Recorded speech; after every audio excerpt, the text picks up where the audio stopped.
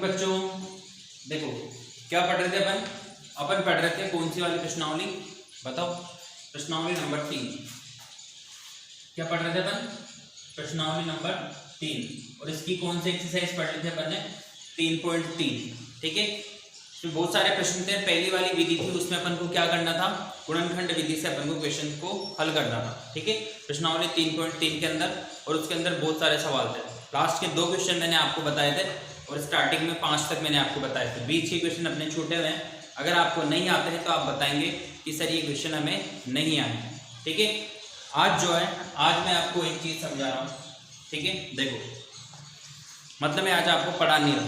इच्छा हो रही होगी ना, बहुत दिन हो गए होंगे सर तुमने सोचा होगा कि क्या नाम से सर स्टार्टिंग में तो कहानी सुना दी थी और बीच में तो कहानी सुना ही नहीं रहे आप। ऐसे तो हो ही नहीं सकता है ना, बिना कहानियों के थोड़ी पढ़ेंगे हम, तो वो तो निकम्मे बच्चे हैं है ना। देख पवन, सही बात है ना। चलो मैं कहानी सुनाता हूँ तुम लोगों को। देखो कि आप अपने आप को किस तरीके से डिफरेंट बना सकते हो।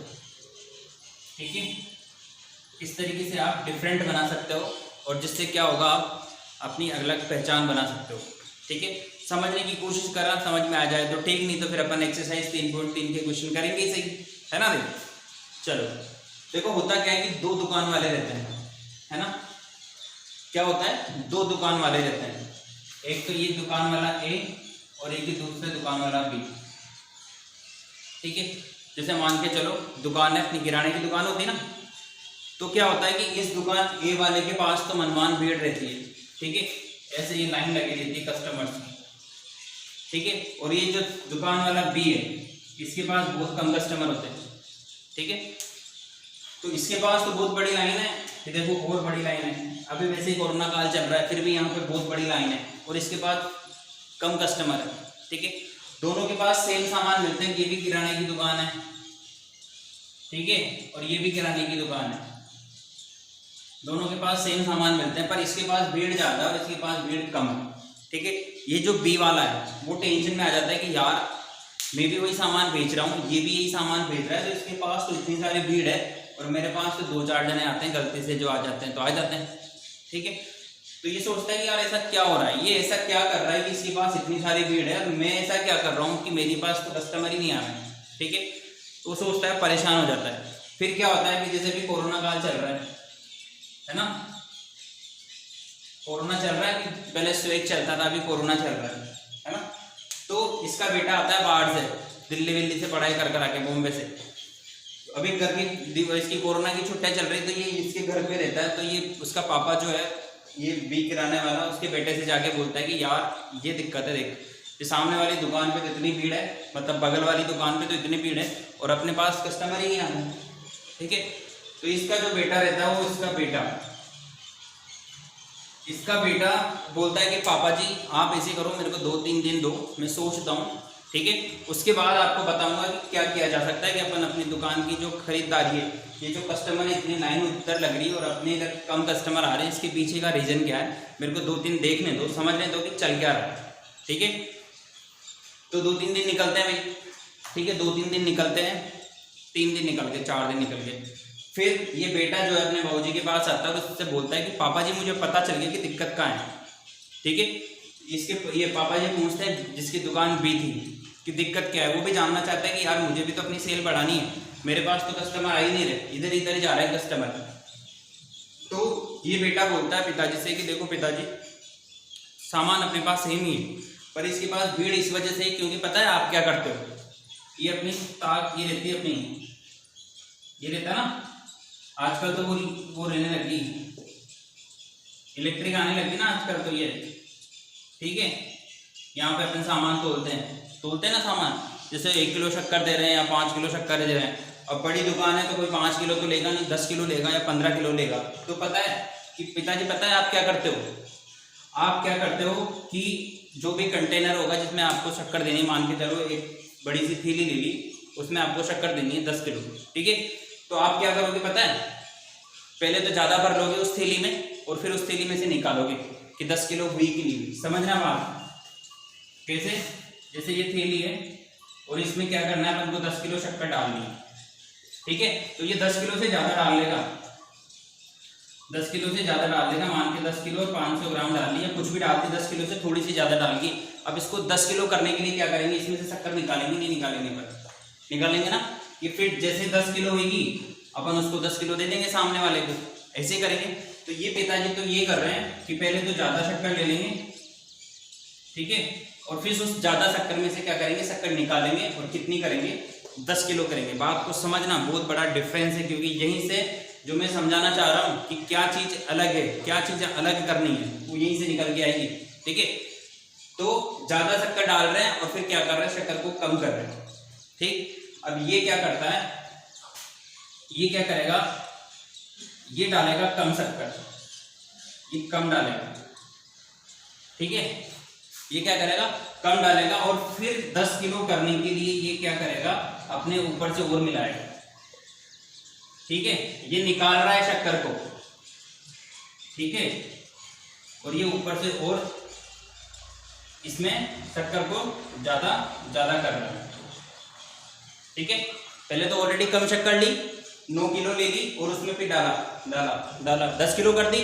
इसने क्या करा, इसने ज्यादा ले ली और फिर निकाली निकाली निकाली और 10 किलो कर दी। कस्टमर क्या सोच रहे हैं, ठीक है, कस्टमर ये सोच रहे हैं कि यार ये दुकान वाला तो क्या है कि देखो और ऊपर डाल रहा है, देखो पूरी 10 किलो कर रहा है, ठीक है, और ये देखो शक्कर निकाल रहा है, ठीक है। तो ग्राहकों की जो है मेंटेलिटी चेंज हो गई कि ये तो यार जो है दुकान वाला बुरा आदमी है, तो शक्कर निकाल निकाल निकाल निकाल के तोलता है, तो ठीक है। और ये वाला दुकानदार अच्छा है, ये तो कोई भी चीज़ होती है उसमें डाल के सामान और ज़्यादा करता है, इस तरीके से और डाल रहा है, कम पड़ गई और थोड़ी सी रख लो और थोड़ी सी रख लो, ठीक है। दोनों चीज़ों का डिफरेंस समझ में आ रहा है। ये पहले से ज़्यादा डाल के कम कर रहा है, तो ग्राहकों के दिमाग पे फर्क पड़ रहा है कि यार ये अलग चीज़ कर रहा है। और ये पहले कम तोलेगा, फिर ग्राहकों को ये करने के लिए लो भाई साहब थोड़ी सी और डाल देता हूँ, लो भाई साहब थोड़ी सी और डाल देता हूँ। समझ रहे हो आप बात को, ठीक है। तो इस तरीके से इसकी जो दुकानदारी की लाइन जो है इतनी लंबी है और इसकी दुकानदारी की लाइन जो है वो छोटी है। मैं आपको ये कहना चाह रहा हूँ, अभी प्रेजेंट टाइम पे अपन 10वीं क्लास में आ गए, आगे नहीं आ गए, आए ना भाई, आए नहीं आए।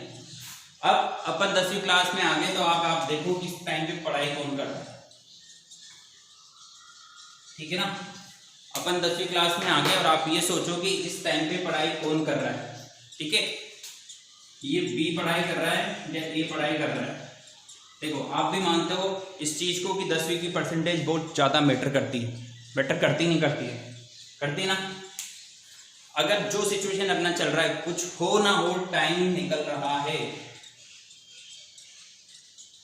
कुछ हो रहा है या नहीं हो रहा है कि पर टाइम जो है फ्लो हो रहा है। जुलाई आ गई अपने पास, जुलाई चल रही है, अभी खत्म हो जाएगी थोड़े दिन में, अगस्त आ जाएगा, ठीक है। और ये टाइम मैं ये नहीं कह रहा कि अभी अगस्त में सब कुछ सही हो जाएगा, मे बी के अगस्त में जो अभी चल रहा है वही चले, आपकी स्कूल नहीं खुले, आपको इसी तरीके से मुझसे पढ़ना पड़े, ठीक है। और बाकी और सब्जेक्ट भी हो सकता है, बाकी अभी तो मैथ्स पढ़ रहे हैं अपन या इंग्लिश पढ़ रहे हैं, बाकी और सब्जेक्ट भी अपन को इसी तरीके से पढ़ने पड़े, पर आपको पढ़ाई करनी पड़ेगी अलग तरीके से। डिफरेंट लग रहा है ना आपको, ये जो आप कर रहे हो वो अलग काम कर रहे हो नहीं कर रहे हो। आज दिन तक पहले अपन ने मोबाइल पे PUBG गेम खेला होगा या फ्री फायर खेला होगा या कुछ भी खेला होगा, ठीक है। पर प्रेजेंट टाइम पे अपन क्या कर रहे हैं पता है, पढ़ाई कर रहे हैं मोबाइल पे। आज दिन तक किसी ने करी नहीं। अब आप सोचोगे कि यार ऐसी पढ़ाई तो किसी ने करी नहीं, हम क्यों करें। देखो बहुत सारे ऐसे काम है जो आप कर रहे हो जो किसी ने करे नहीं होंगे, समझ रहे हो बात को। तो आपको पढ़ाई करनी पड़ेगी बच्चों, ठीक है। ये जो ऑनलाइन का सिस्टम है ये अलग सिस्टम है या नहीं है, बाकी और बच्चों से आपको अलग करना पड़ेगा नहीं करना पड़ेगा। अलग की बात बोल रहा हूँ कि वो जैसे दुकान वाला था ना, अलग कर रहा था ना, बेच तो सामान ही रहा था, नहीं बेच रहा था कि वो भी 10 किलो शक्कर दे रहा था, इधर वाला भी 10 किलो शक्कर दे रहा था, पर इसके पास भीड़ ज़्यादा थी। क्यों थी? क्योंकि वो अलग कर रहा था। वही अलग आपको करना है, ठीक है। ये डिफरेंट करना है आपको। किस तरीके से करना है, अभी जो चल रहा है आपको जो माहौल चल रहा है उस पर सामंजस्य बनाना पड़ेगा, ठीक है। जो अभी प्रेजेंट टाइम पे चल रहा है उसके अकॉर्डिंग, क्योंकि अपन ऐसा होता है ना सिचुएशन के अकॉर्डिंग ढल जाते हैं, ऐसे कहा जाता है ना, सिचुएशन के अकॉर्डिंग ढल जाते हैं। गर्मी के टाइम पे अपन क्या करते हैं, टी शर्ट में रहते हैं, और सर्दी के टाइम पे क्या करते हैं, स्वेटर पहन लेते हैं। क्यों? क्योंकि सिचुएशन के अकॉर्डिंग अपन को ढलना पड़ रहा है। नहीं पड़ेंगे गर्मी में, ऐसे कर लो तुम जैकेट पहन लो भैया, क्या करोगे, पसीने में ना जाओगे, नहीं ना होगे क्या। तो सिचुएशन के अकॉर्डिंग ढलना पड़ रहा है, नहीं पड़ रहा है, ढलना पड़ रहा है ना। अब तुम सोचोगे नहीं हम तो भाई साहब क्लासरूम में पढ़ेंगे, हमें तो समझ में नहीं आएगा ऐसे तो, ठीक है। पर आपको सिचुएशन के हिसाब से ढलना पड़ेगा। आपको जब भी जिस तरीके से हम पढ़ा रहे हैं या जैसे भी आप पढ़ रहे हो वैसे पढ़ना पड़ेगा, ठीक है।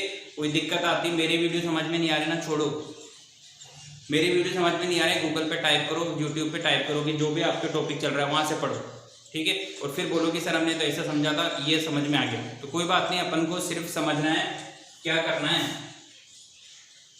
एग्जाम देना है अपन को, क्या देना है। और ऑब्वियसली बात है 9th में तो आप हो गए पास, 10th में एग्जाम देना पड़ेगा, समझ रहे हो बात को, क्योंकि बोर्ड का एग्जाम है, गवर्नमेंट भले पूरे साल भर कोरोना चलेगा ना, तब भी आपका एग्जाम लेगी, समझना है इस बात को।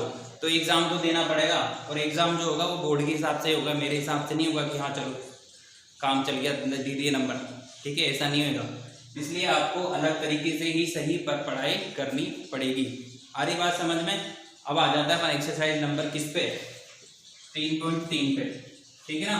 अब इसके जो भी सवाल अगर आपको नहीं आया हो 3.3 में से, देखो कोर्स कम होएगा, इस वजह से मैं थोड़ा थोड़ा कम पढ़ा रहा हूँ, क्योंकि अभी तो डिक्लेयर नहीं हुआ है, ठीक है। सीबीएसई वाले में तो हो गया, 15 दिन पहले डिक्लेयर हो चुका है कि क्या कोर्स हटना है, पर अभी अपने आरबीसी में नहीं हुआ है, इसलिए मैं कम पढ़ा रहा हूँ, ठीक है। अब अपन पढ़ेंगे प्रश्नावली 3.4 के लिए, ठीक है। प्रश्नावली किसके लिए, 3.4 के लिए। तो सबसे पहली विधि पढ़ी अपन ने गुणनखंड विधि, ठीक है। अभी पढ़ी ना इसके अंदर गुणनखंड विधि, अपन ने क्या करा, गुणनखंड करे और उसकी सहायता से x का मान निकाला नहीं निकाला। अब दूसरी विधि पढ़ेंगे अपन पूर्ण वर्ग बनाकर।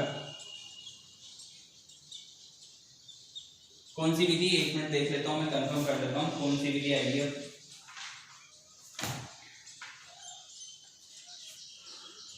सबसे पहले गुणनखंड आ गई, ठीक है ना। उसके बाद देखो कौन सी आ रही है, द्विघात समीकरण के मूल रूप मानक रूप पढ़ लेता, पूर्ण वर्ग बनाकर, ठीक है। मूल ज्ञात करेंगे, पहले मूल ज्ञात करना, ठीक है। पूर्ण वर्ग बनाकर अपन क्या करेंगे, मूल ज्ञात करेंगे, ठीक है। तो आज की क्लास तो अपनी हो गई। इस गुणनखंड वाले से जो भी बच रहे हैं 3.3 में जो भी सवाल नहीं आए आप पूछेंगे, ठीक। उसके बाद आप कल अपन पढ़ेंगे इसको, ठीक है बच्चों। तो पढ़ाई करो, जैसे आपका एनवायरनमेंट बन रहा है उसके हिसाब से पढ़ाई करो, ठीक है। Thank you.